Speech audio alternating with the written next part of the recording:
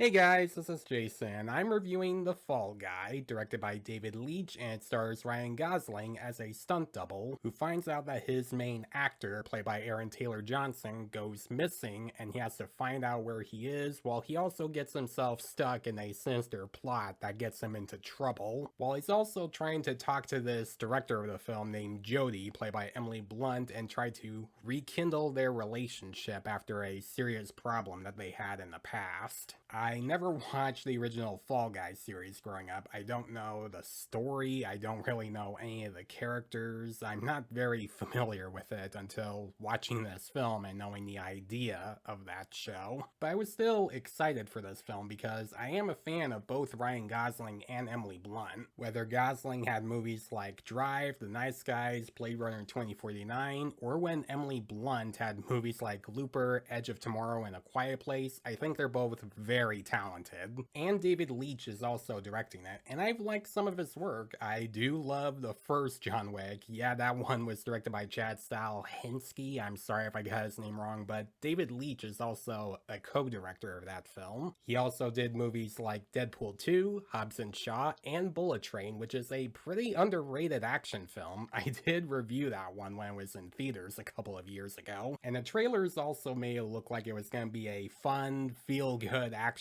film that would pay homage to stunt doubles, and it is. This is a very fun action movie. There are a lot of great stunts in the film that are very well shot and make the experience feel more engaging, and it also shows that even though being a stuntman can be great for film, it can also sometimes be painful. Like, some of the stunts that they would use made me think, oh, that looked painful. If you wanted to see this film for the action, it does not disappoint. And what also does not disappoint with this film is the humor. There are moments in this film that made me laugh a lot. Like, there's this one scene involving a megaphone that made both me and the audience laugh a lot. This movie also has a good way of blending both action and comedy and making it work together. Like, with one scene where Gosling is in this nightclub trying to get answers from these bad guys, which leads to a fight scene, and what they give him throughout that fight scene and what happens afterwards is just hilarious.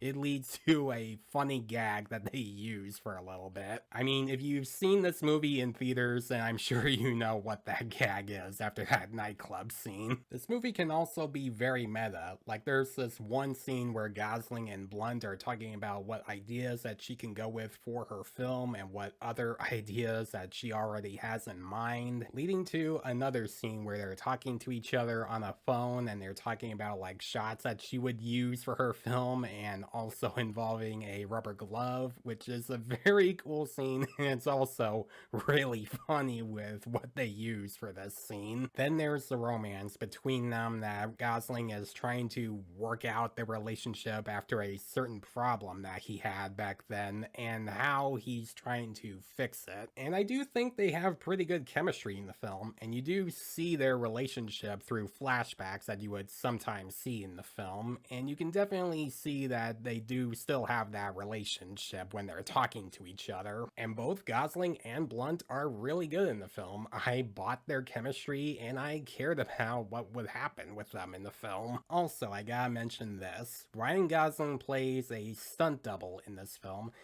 and he also plays a stunt driver in the movie Drive. I thought that was a pretty fun coincidence.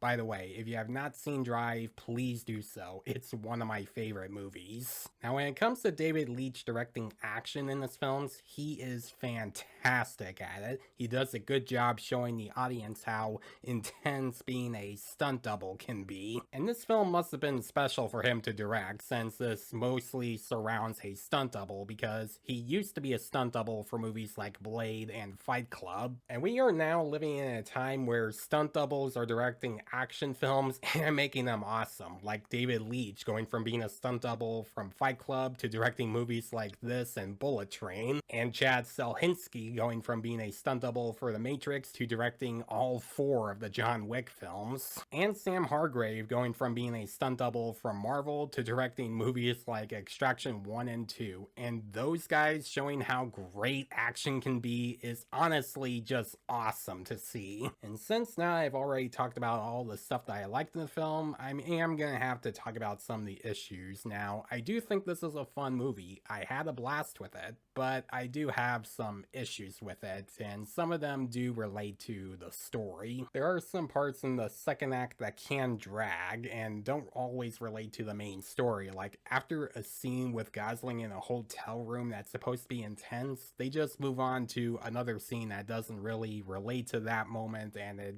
kind of feels a little bit like filler. There are also some song choices in this film that I don't think needed to be there. I mean, they're good songs, but they use a lot of those songs that just fill up the soundtrack that don't really fit into the main story. But I think my main issue with this film is who they reveal is the one behind all of this problem and responsible for Aaron Taylor Johnson's character disappearing. Set it up throughout the film and have it continue on and show who the main villain of the film is. I found it to be very predictable, and it didn't surprise me because I already figured it out from the start, and I wasn't all that invested in that part of the story. Sure, it does make a very fun finale at the end, but the way they show this villain's motive I thought was very predictable and very weak. The Fall Guy is another fun movie from David Leitch with awesome action sequences. It's meta, it's funny, and it's got good chemistry from its two leads. I do recommend The Fall Guy. It's a very entertaining movie, even though it didn't do well money-wise, but it doesn't change the fact that I had a really fun time with it. And I hope you guys enjoyed this film when it was released in theaters a few weeks ago, but if you haven't seen the movie yet and you're planning to go see it in the theaters, I do hope you do enjoy it. I'm gonna give The Fall Guy a B+.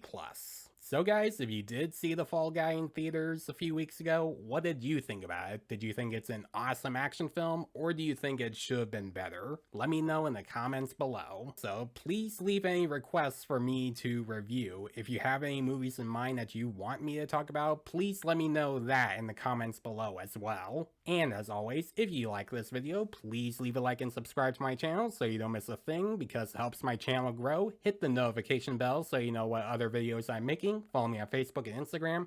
Thanks for watching, guys, and I'll see you in the next one.